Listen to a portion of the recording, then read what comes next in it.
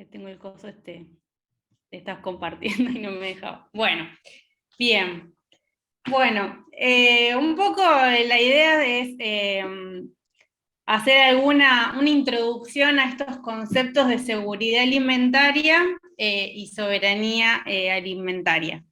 Está acá el nombre de mi compañero, que es César Dicioco, que bueno, va a estar la clase que viene porque justo tuvo un problema, así que bueno, la clase que viene vamos a estar con él también. Ahí está. Bueno,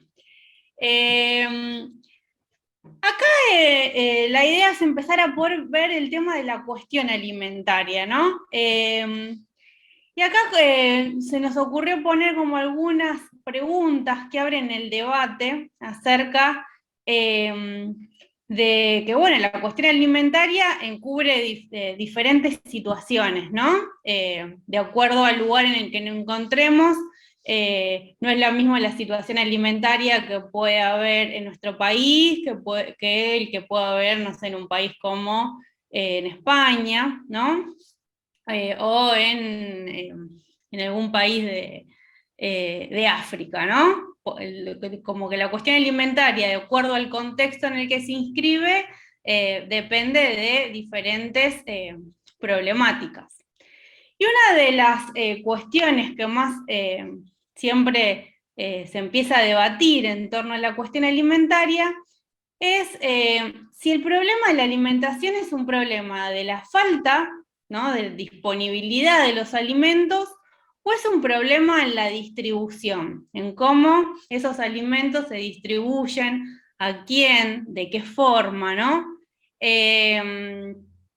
Y por eso es importante poder abordar este gran tema que es la cuestión alimentaria.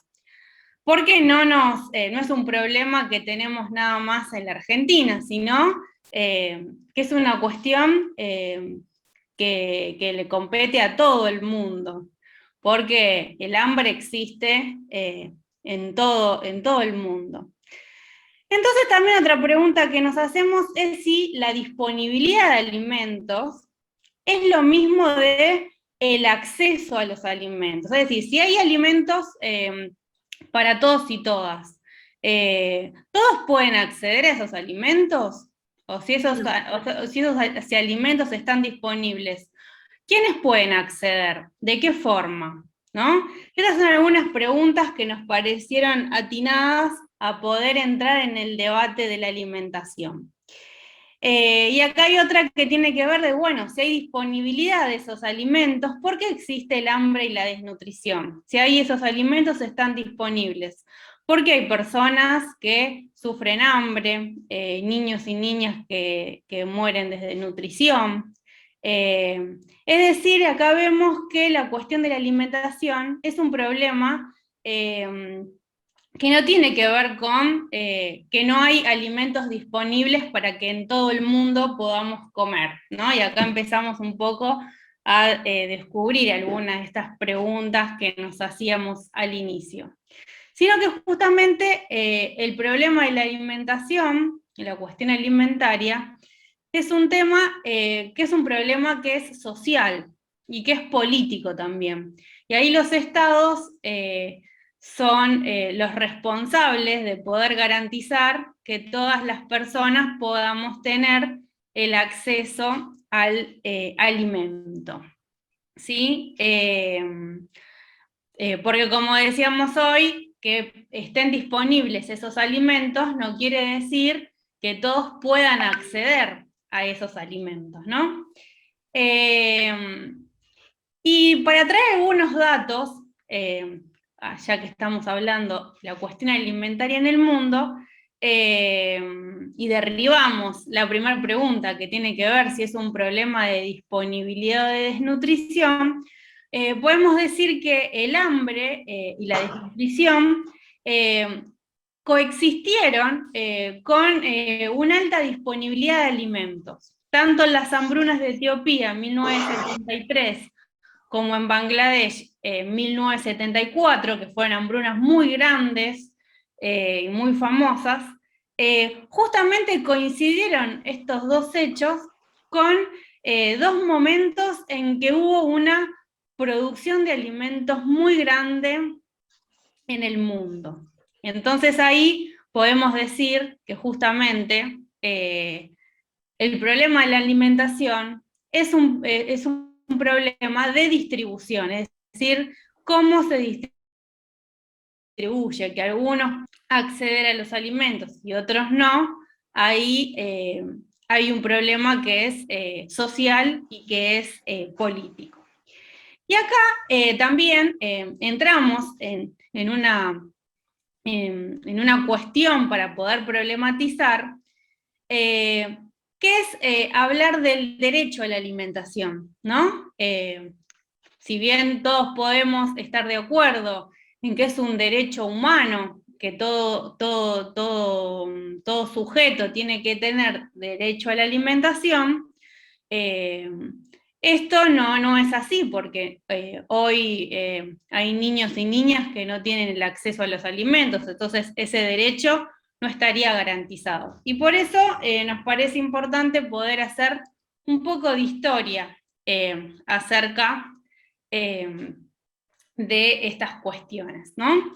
Y acá planteamos como algunos hitos que nos parecen importantes. Primero, plantear que la alimentación, como decíamos, abarca procesos materiales y simbólicos, ¿no? ¿Por qué materiales y simbólicos? Porque la alimentación, el hecho de comer, no significa lo mismo para una comunidad por ejemplo, en Buenos Aires, ¿no? Que si nos vamos en nuestro país a una comunidad en el Chaco, o a Santiago del Estero, perdón, vamos a ver que los hábitos de la comensalidad son muy diferentes. El sentarse alrededor de una mesa, el tipo de alimentos que se comparte, lo que se hable alrededor de esa situación social, es muy diferente, ¿no? En la ciudad todo a veces es muy rápido, picoteo porque me tengo que ir a trabajar, porque tengo que ir a hacer un trámite, porque tengo que ir de un lugar a otro, y el momento del encuentro familiar sucede más a la noche, ¿no? Como que toda la vida rutinaria es bien rápida. Y si no vamos a un lugar que es más rural, esa rapidez no, se ausenta, ¿no? Como que comienza a desestabilizarse. Digamos que los procesos sociales en esos espacios son bien diferentes. Por eso decimos que la alimentación, de acuerdo al contexto en el que estemos, el lugar, el espacio en el que estemos, va a cambiar. Y de acuerdo a la cultura, ¿no? Porque no es lo mismo la cultura, por ejemplo, Argentina, ¿no? En la que estamos nosotros, y que, no sé, si vamos a un país de África, donde va a ser muy distinta los símbolos que hay en relación a la alimentación, lo que comparten, lo que significa la alimentación allí. Alguien quería hablar, ¿no? ¿O me pareció? Ah, porque no veo a nadie por eso. Cualquier cosa me dicen. Otra cuestión es que justamente la problemática de la alimentación es considerada una crisis de la humanidad. ¿Y por qué es considerada una crisis de la humanidad? Es considerada una crisis de la humanidad porque existen sujetos que no pueden acceder a esos alimentos. Si hay sujetos que no pueden acceder a los alimentos, es porque hay algunos derechos que no están siendo satisfechos. Entonces ahí hay una crisis que como humanidad no estamos desarrollando, ¿no? Entonces por eso se considera una crisis que la humanidad no está desarrollando. Y esto tiene que ver ¿por qué? Porque uno dice, ¿por qué no se distribuye? Si hay alimentos, ¿por qué no se distribuyen? Sería muy fácil. Porque justamente esto tiene que ver con las transformaciones en el modelo de producción agroalimentario. Que justamente en los últimos 30 años, este modelo de producción que hoy conocemos, que hoy lo podemos denominar como el modelo de producción hegemónico, o el modelo de los agronegocios, o de la agricultura industrial, justamente sus bases no tiene como fin la producción de alimentos para la población, sino justamente la producción de commodities para que se pueda exportar a otros países y puedan ingresar dólares al país, ¿no? Hoy justamente tiene que ver, el modelo de producción tiene que ver con eso, el modelo de producción dominante. Y se está yendo a un modelo en el que hay un campo en el que muchas veces no se necesitan cada vez menos agricultores para trabajar la tierra, porque cada vez se concentra más la tierra en pocas manos.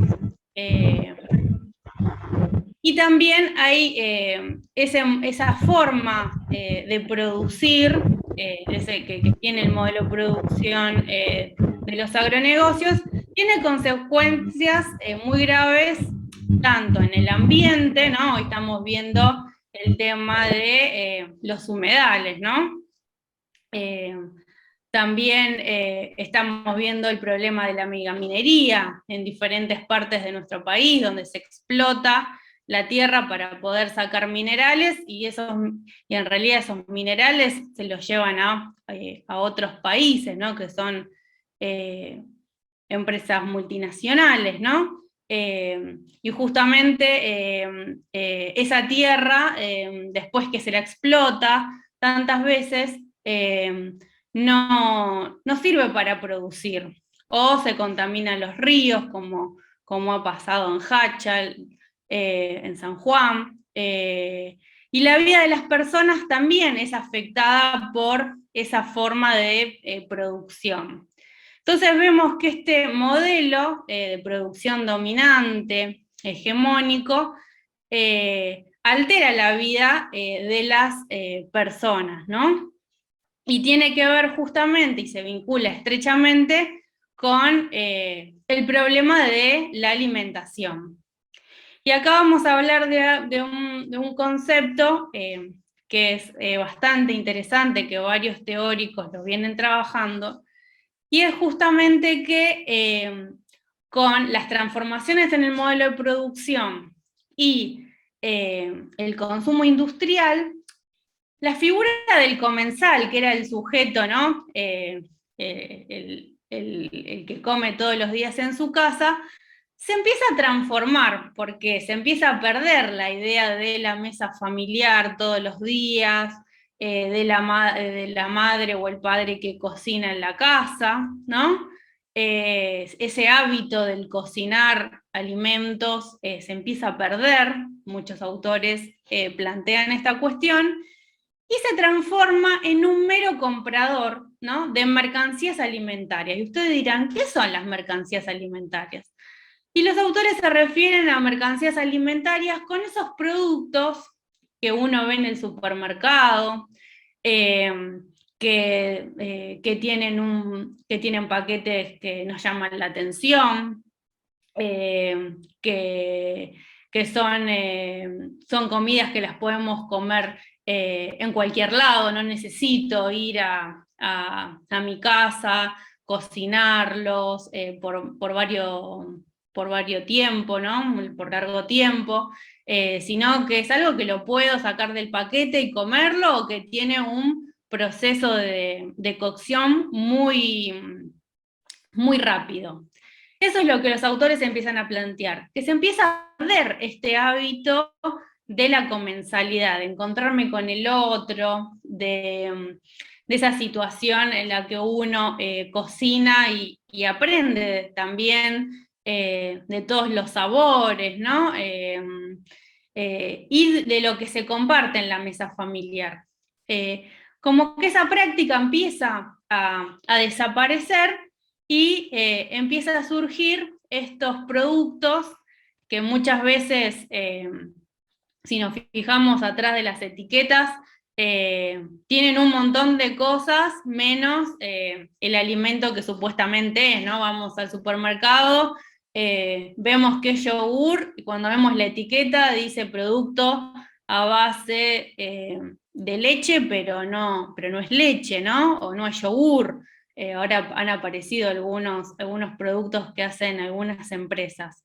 Entonces, justamente tiene que ver con ese proceso que plantean varios autores, ¿no? De que el comensal se empieza a transformar en este comprador de mercancías alimentarias. Y cada vez el supermercado se empieza a poblar de todas estas sopas instantáneas, ¿no?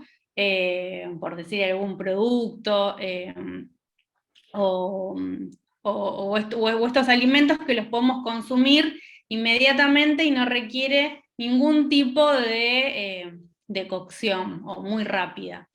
Y también esto tiene que ver, planteado más desde la sociología o desde la antropología, cómo se empieza a ver este consumo industrial. Lo vemos cada vez más en los alimentos. Uno va al supermercado y la verdad es que cada vez ve menos productos que, son, digamos, que es lo que me di, la leche, ¿no? Voy a ver la leche y tiene más emulsionantes que la propia propiedad que tiene que tener ese alimento, ¿no? Y un poco de eso es lo que vamos a tratar de ver, todos esos procesos sociales, políticos, económicos también, que están por atrás del problema de la alimentación. Bien, bueno. Y acá traemos el concepto de la seguridad alimentaria. Y traemos el concepto de la seguridad alimentaria porque la FAO, que es la Organización de las Naciones Unidas para la Alimentación y la Agricultura, en 1974 plantea que la seguridad alimentaria es el derecho que todas las personas tienen a una alimentación cultural y nutricionalmente apropiada. Si bien en 1974 es cuando todos los estados están de acuerdo para plantear dentro de la FAO este concepto como seguridad alimentaria, lo cierto es que desde 1929 ya había algunos documentos que planteaban a la alimentación como un derecho, pero no había un acuerdo entre los estados de plantearlo como tal, ¿no? Y en 1974 es cuando se empieza a utilizar este concepto de seguridad alimentaria. Sí, parece que hay algunas preguntas, ¿no? Yo no escucho, no veo. A ver.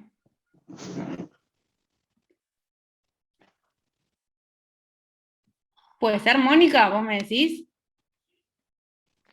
No, no estoy viendo acá. Pues a mí me parece acá 4 participantes levantando la mano. No, pero están desde hoy, están desde hoy, quedan con las manos levantadas. Listo. Bueno, entonces es cuando desde esto de 1974 es cuando la FAO se empieza a utilizar este concepto, como decíamos, de seguridad alimentaria que se establece de esta forma, ¿no? Que es el derecho que tienen las personas a tener una alimentación cultural y nutricionalmente apropiada. Pero, ¿qué pasó? En la década del 80 se empiezan a desarrollar muchas políticas neoliberales, ¿no? Planteados más desde figuras como Margaret Thatcher, como Ronald Reagan, que empiezan a plantear que en realidad la seguridad alimentaria no tiene que ser considerado un derecho, plantean ellos. Como que los estados no se tienen que hacer responsables de que todas las personas puedan tener el acceso a una alimentación nutricionalmente apropiada, sino que es una capacidad meramente individual, es decir, que cada persona se tiene que hacer cargo de su alimentación.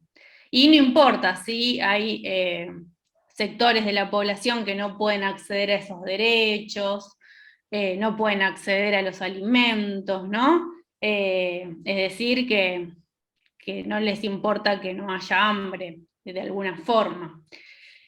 Y bueno, frente a estos planteos neoliberales que comienzan en la década del 80, se empiezan a justamente desarrollar muchas críticas a esta idea de ver a la soberanía alimentaria o a la alimentación como una capacidad individual, ¿sí? Entonces, frente a esas críticas, muchas organizaciones internacionales empiezan a posicionarse y a poder volver a la idea de seguridad alimentaria tal como se había planteado en 1974. Y lo que pasa es que en 1996, pasaron varios años después de eso, en la Cumbre Mundial sobre la Alimentación, en Roma, en Italia, la FAO vuelve a tomar este concepto de seguridad alimentaria planteada como un derecho, ¿no? Y para que no haya estos nuevos planteos neoliberales, ¿no? O que se pierda esta idea de derecho, lo inscriben al derecho a la alimentación dentro de la Convención de los Derechos del Niño, ¿no? Y también en las conferencias internacionales de nutrición, tanto de 1992 como de 1996 en Roma, ¿sí? Para que con el pasar de los años no haya otros planteos que vuelvan a sacarle el lugar de el derecho a la alimentación, ¿no? Entonces es que se establecen en estas convenciones y conferencias que lo vuelven, digamos, un derecho en sí porque está en las reglamentaciones, ¿no? Están y de organismos internacionales. Y esto también obliga a que todos los estados nacionales cumplan con estas normativas. Eso es lo más importante, ¿no? Que al estar tanto en la Convención de los Derechos del Niño como en estas conferencias internacionales de nutrición, hace que todos los estados tengan que cumplir con este derecho a la alimentación. Y en relación a ver cómo se cumple este derecho, es importante ver que todos los estados tienen que dar un acceso real a los alimentos, tanto a través de una economía organizada, ¿no? Es decir, que los salarios, los precios, los impuestos de cada nación puedan establecerse y modificarse para que las personas puedan acceder a los alimentos. También los estados deben garantizar que se puedan producir los alimentos en los estados. Y también otras cuestiones que se plantean en estos articulados tienen que ver con los programas asistenciales, es decir, que existan programas de asistencia a la alimentación para aquellos que no puedan acceder al alimento. Y acá tenemos justamente el concepto de seguridad alimentaria, que cuando las personas tienen en todo momento el acceso físico y económico a suficientes alimentos inocuos y nutritivos para satisfacer las necesidades alimentarias. Lo que vamos a ver es que hay bastantes diferencias en relación a la idea de seguridad alimentaria, ¿sí?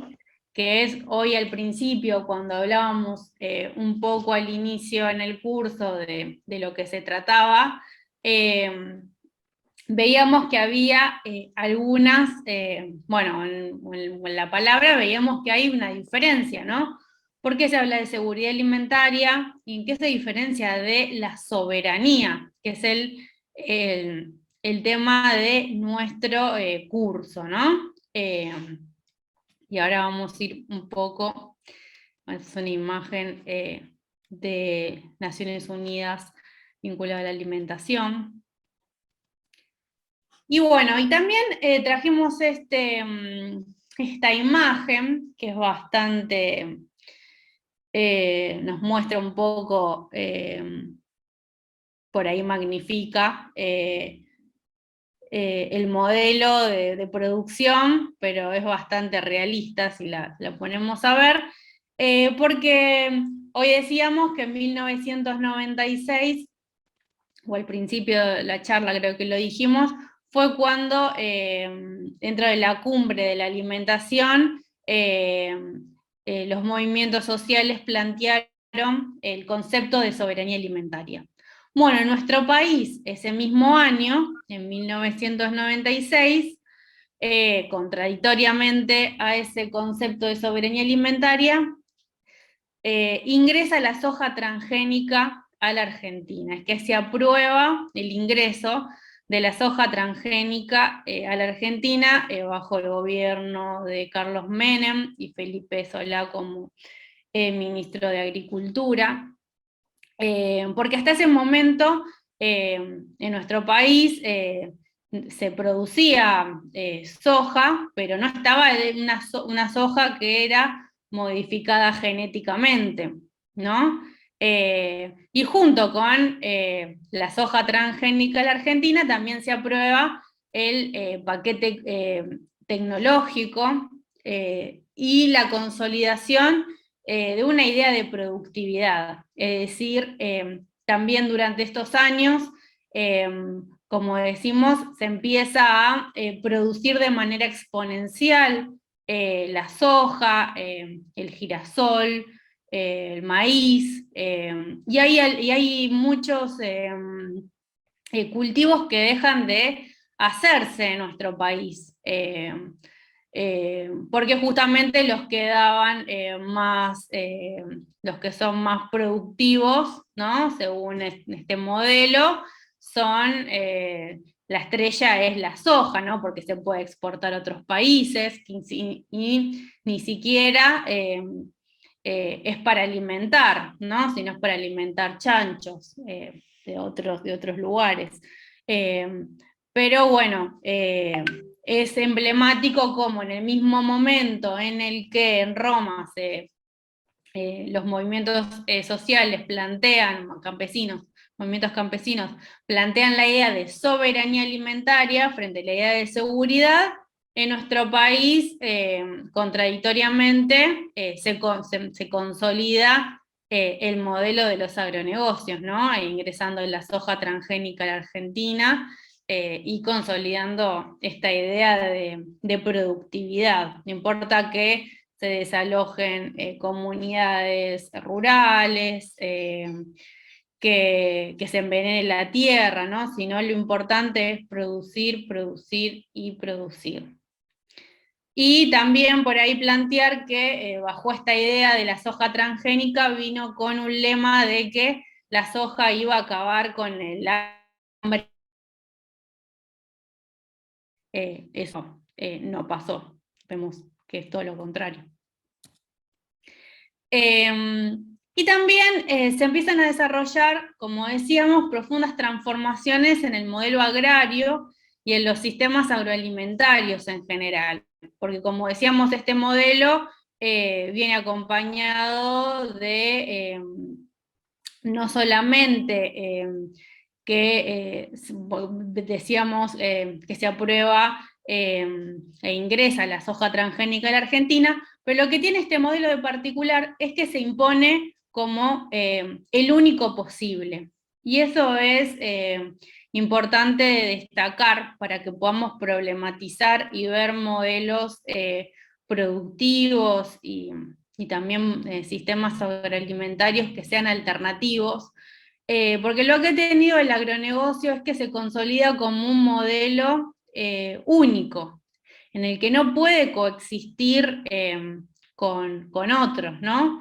En nuestro país, cuando se empieza, cuando avanza la frontera agropecuaria, se empiezan a desarrollar muchos procesos en el que se desalojan comunidades campesinas, de pueblos originarios, que justamente eran los sujetos que venían desarrollando otro modelo agrario, ¿no? Y otro sistema también agroalimentario. Y han tenido que enfrentarse a empresarios rurales que venían con falsas escrituras de tierras, y han tenido que enfrentar esos violentos desalojos que hoy continúan muchas veces también, ¿no?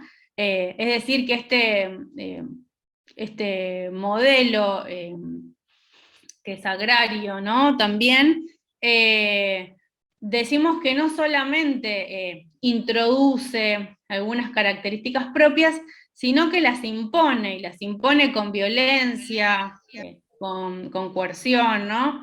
Y esa es como un elemento muy destacable de este modelo, que justamente que es cómo se impone frente a otros modelos que son alternativos, que vamos a conocer, como la soberanía alimentaria, como lo es la agroecología, que son parte de un mismo modelo agroalimentario.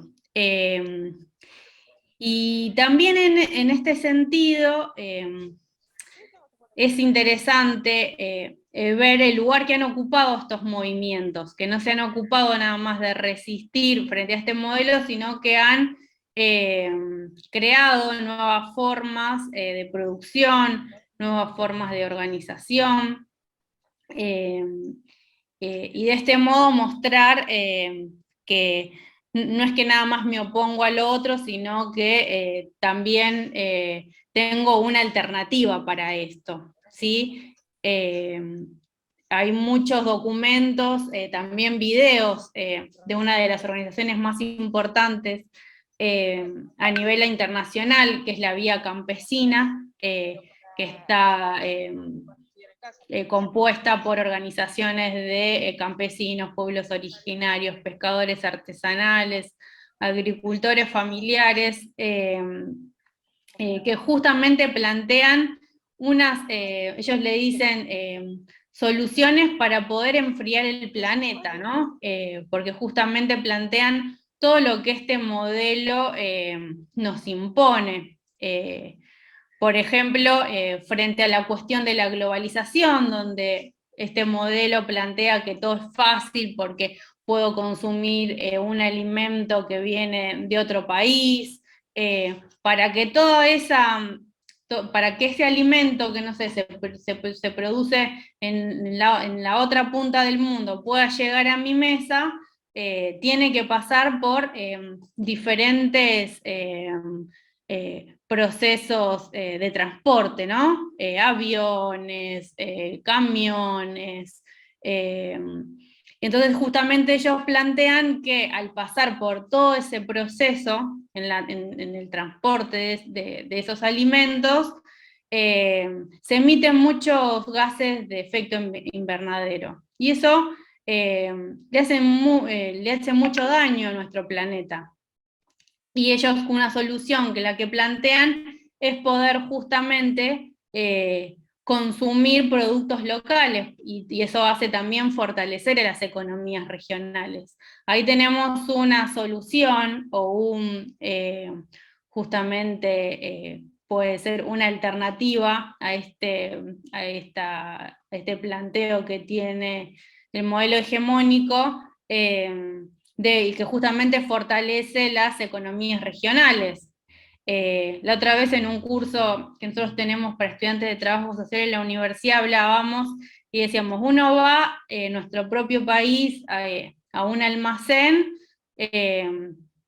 y por ahí no tiene productos de su propio país. Puede encontrar, no sé, un café que es de Colombia, puede encontrar un yerba que es de Uruguay o de Brasil, puede encontrar cosas de diferentes países, pero hay veces productos que son bien propios de nuestro país o de diferentes provincias, no las encontramos. Y ahí hay una cuestión que tiene que ver con que quienes producen los alimentos,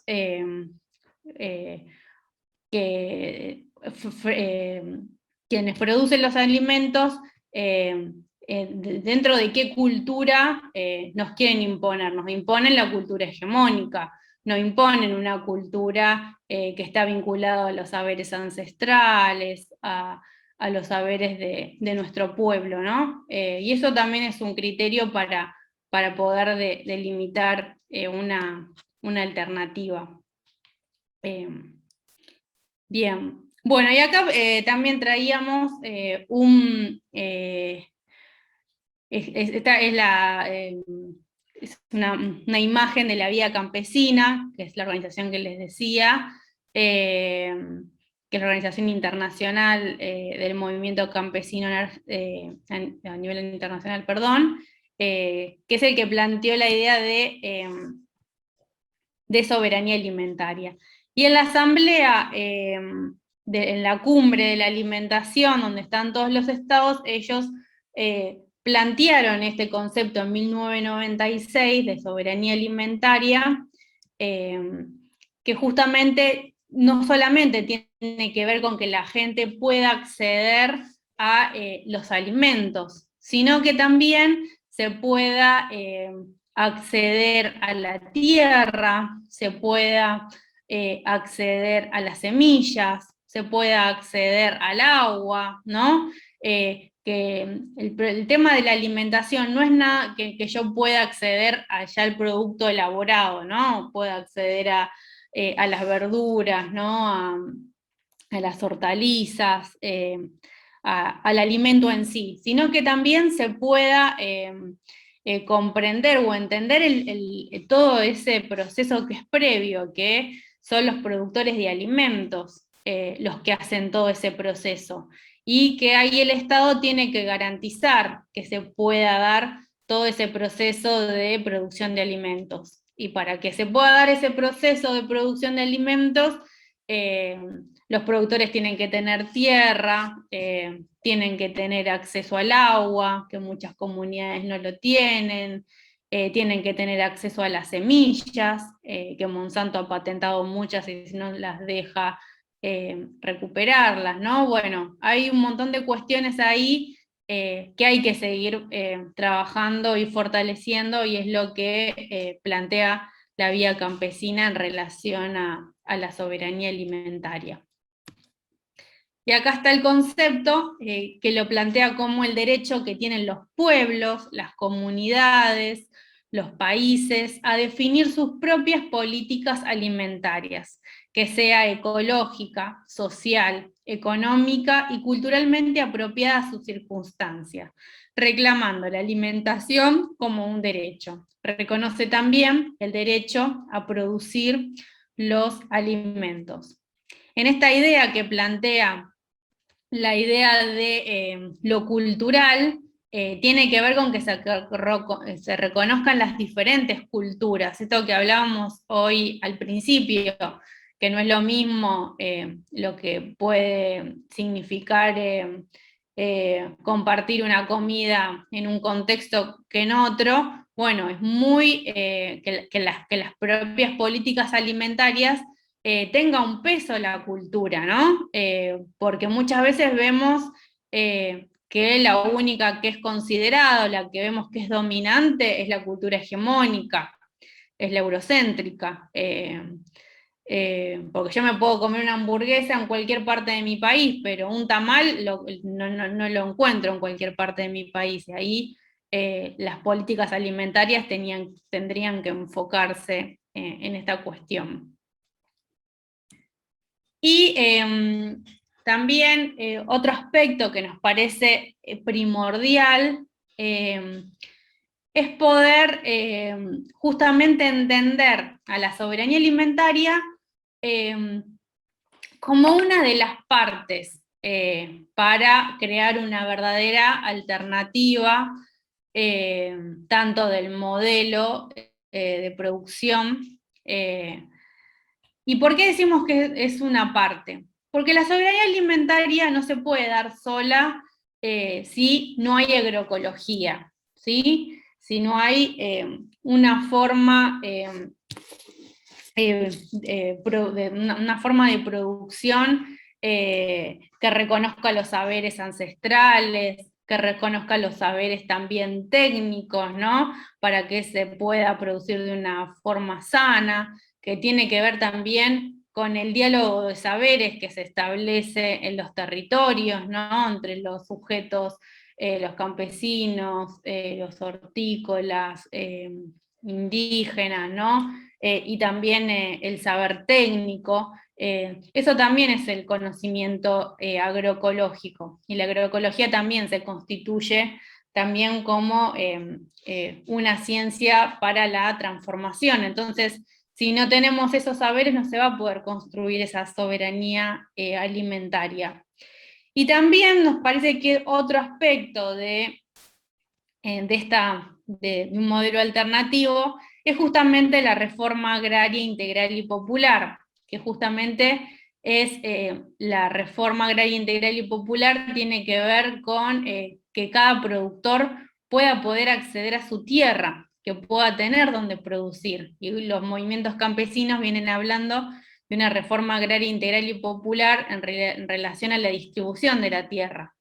Nuestro país es uno de los países de América Latina en el que nunca en su historia hubo una reforma agraria.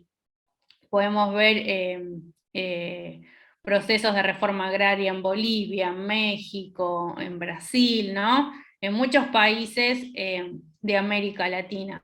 Pero en nuestro país nunca se dio, aunque sea poder pensar la distribución de la tierra, ¿no? Y sin tierra no se puede producir, y sin poder producir no se puede acceder a los alimentos. Y también nos parece que en esta figura que hemos desarrollado, falta un concepto también que vienen trabajando los movimientos campesinos, que es la idea de vuelta al campo, frente a un proceso de globalización, donde se han desarrollado múltiples expulsiones de campesinos, de sujetos rurales, ¿no? Se han desarrollado procesos en los que han migrado muchos sujetos rurales hacia las ciudades. También ahí la escuela, ¿no?, ha operado planteando, y a veces sigue operando, planteando que la ciudad es es una mejor vida para las personas, ¿no? Y entonces se han dado no solamente expulsiones, sino migraciones a la ciudad de poblaciones rurales, donde el campo cada vez, la población rural en nuestro país cada vez es menor, cada vez menos personas viven en el campo. También con todo el proceso de las transformaciones del modelo de producción, todo lo que tiene que ver con el sujeto chacarero, ¿no? El que no se ha podido, por así decirlo, poder envolverse en el modelo, poder adaptarse al modelo de producción. Muchos se fueron de los campos, en los cuales muchos tenían la propiedad de la tierra, entonces lo que pudieron hacer es alquilarle a empresarios rurales, ¿no? A empresarios ojeros que podían hacer esa producción y podían, tenían el capital suficiente como para poder desarrollar todo el proceso productivo, y ellos, muchos se convirtieron en contratistas de maquinaria, ¿no? Y muchos se fueron a vivir a los pueblos. Bueno, todo ese proceso donde vemos que cada vez menos personas o se dan procesos de concentración de la tierra porque son cada vez menos personas las que pueden acceder a esa tierra, es lo que da un campo vacío, ¿no? O cada vez menos poblado. Y justamente frente a ese escenario, lo que plantean los movimientos campesinos es que hay que poblar de vuelta ese campo, pero hay que poblarlo con mejores caminos, con políticas de salud, ¿no? Con acceso a hospitales, a salas, ¿no? Escuelas, ¿no? Que haya acceso a la educación para los niños, las niñas, los jóvenes, que también es una cuestión de por qué muchas veces los jóvenes se van del campo. Entonces ellos plantean que todo este proceso tiene que una mirada integral, es acompañado de la vuelta al campo, pero un campo con mejores condiciones de vida y de trabajo. Y acá yo había traído para compartir en esta parte un video que es de una integrante del movimiento campesino de Santiago del Estero, que es muy interesante de ver cómo concibe justamente la soberanía alimentaria, la reforma agraria, la tierra, ¿no? Que bueno, si les parece, podemos escuchar, no es muy largo, me dicen si se escucha bien. Ahí está, ya empezó. ¿Eso? Sí. Mi nombre es Margarita, soy de aquí de Democracia Campesina, del Movimiento Nacional Campesino. La tierra significa mucho para nosotros como pueblo originario, por una cuestión también de que no tenemos tierra y no tenemos donde producir. Entonces, también el arraigo y nuestra identidad también como campesinos y como pueblo originario. Entonces, defender la tierra y defender nuestra madre y defender la naturaleza también. Como pueblo originario y como comunidades campesinas, lo que buscamos es el equilibrio de la naturaleza y vivir nosotros en ella. Entonces, y también en la recuperación de nuestra semilla, porque también es una de las cosas principales que uno tiene que tener después de la tierra, o también con la mano, también viene muy de la mano eso, ¿no? Entonces puede decir, digamos, que uno se siente muy identificado por una cuestión de decir que muchos tiempos vienen a vivir y de que vivimos mucho de ella, digamos, de producir, de tener nuestros propios alimentos, de saber cómo lo hacemos, de saber qué queremos también hacer, y cómo lo hacemos también, digamos, y para quiénes lo hacemos, ¿no? En muchos casos se produce mucho y se vende en los pueblos más cercanos, también a las carnicerías mismas de la organización, los productos que se sale de la comunidad y que hacemos en el territorio, ¿no? Entonces, una de las luchas fuertes de la organización es poder defender la tierra, no solamente la tierra de una comunidad, sino poder interesarnos de todas, digamos, en general, la tierra en general, no para nosotros, sino para otros también. También tiene que ver mucho con la vuelta al campo, ¿no? Que jóvenes de la ciudad puedan volver al campo a seguir produciendo. Y ahí entra mucho lo que es la reforma agraria integral y popular, que se viene hablando mucho, que venimos hablando hace mucho tiempo, pero también no solamente están instalado eso o buscando de la organización de la Argentina, sino también de otras organizaciones de otros países, digamos, a través de la vía campesina, ¿no? De la vía campesina y de otras organizaciones que todavía no integran la vía campesina, ¿no? Que se viene hablando mucho esto de la reforma agraria integral y popular, porque es la vuelta al campo y es lo que buscamos a que la gente pueda volver al campo y poder que haga sus propios alimentos, ¿no? Y para eso defendemos la tierra y es algo muy sagrado para nosotros, porque si no tenemos tierra no podemos vivir y no sé dónde viviríamos.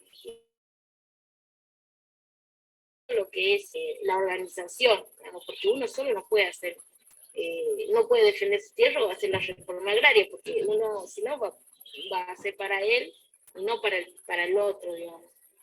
Entonces nosotros por eso pensamos mucho en el otro y no en el mí, digamos, porque es una forma de fuerza y de poder también, digamos, que las organizaciones tienen.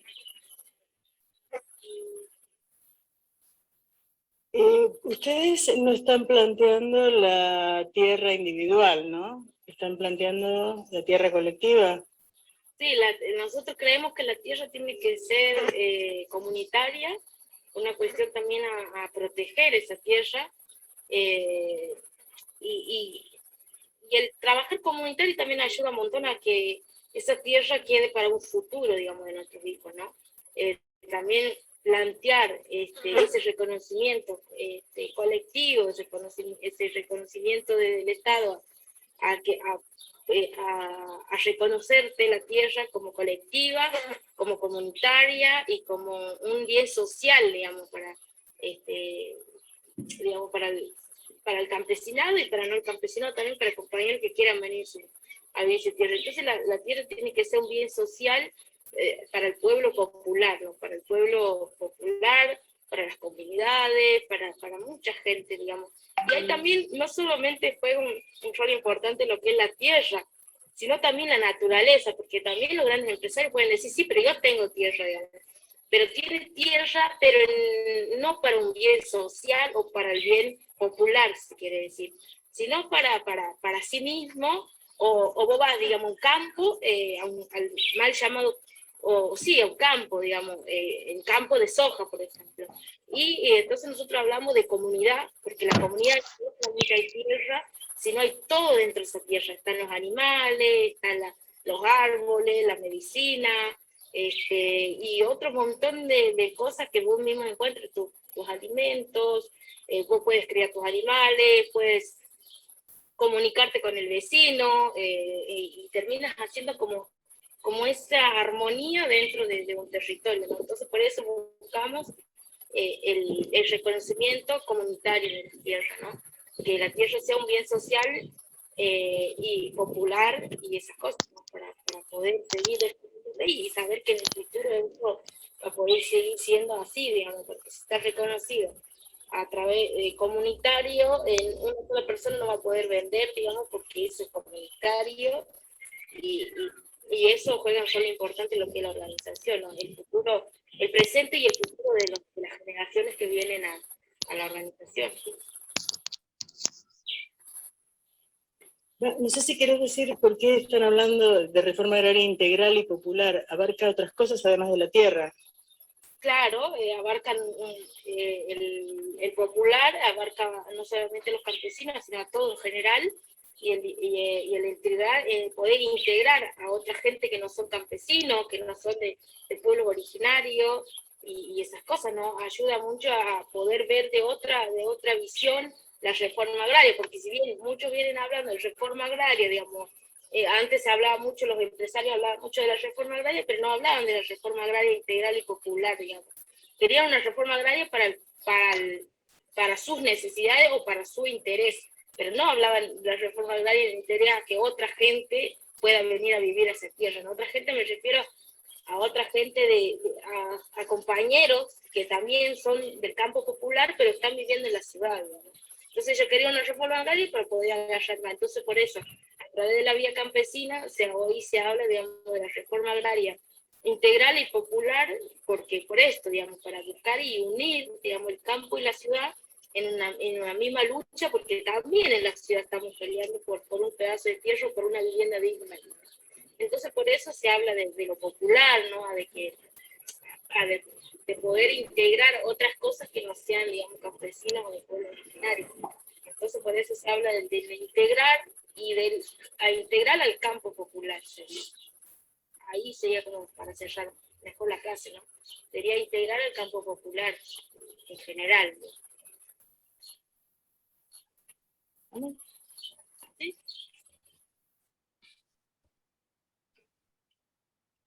Ahí está. Bueno, un poco me pareció que este video de Margarita plantea un poco los conceptos que fuimos trabajando, ¿no? El tema de la reforma agraria integral, lo que para ellos también es la tierra, que no es nada más ese lugar en donde se producen los alimentos, sino que ellos establecen una relación social con la tierra, ¿no? Con la naturaleza, con los animales que ahí viven. Es un vínculo que se establece entre el sujeto que vive en ese espacio, en el caso de los santiagueños con el monte, ¿no? Y bueno, todo esto me parece que es este resumen que está planteado en este video nos sirve para poder abordar también el tema de la seguridad alimentaria.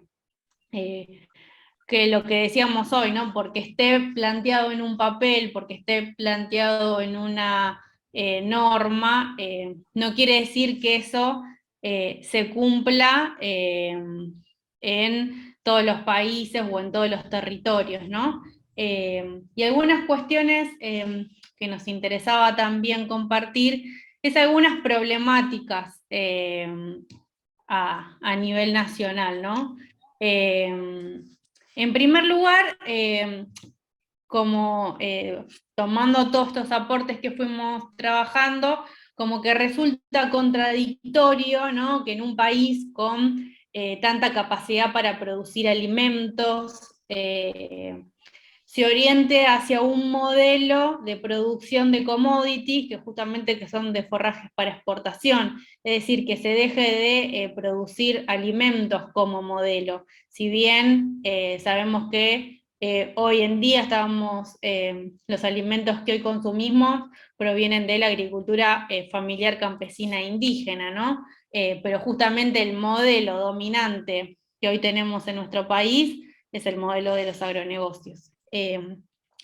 Otro que también pensábamos es el problema de poner en peligro la sustentabilidad, ¿sí? Con sustentabilidad hablamos del agua, hablamos de la sobreexplotación de los bienes naturales, ¿no?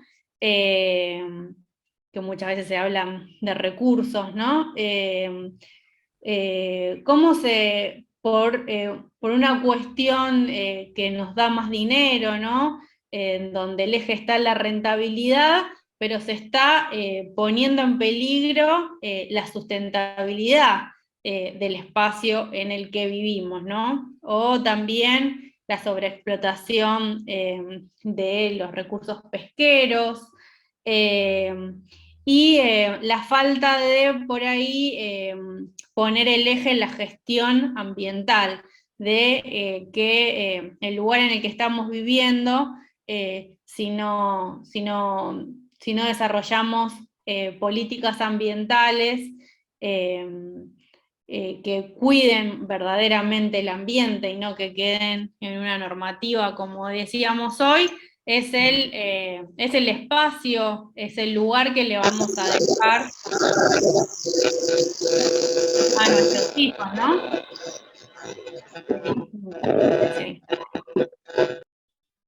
Es el lugar que le vamos a dejar a las próximas generaciones. Y es un problema bastante grave, ¿no? También el tema de los incendios, como decíamos hoy, los humedales.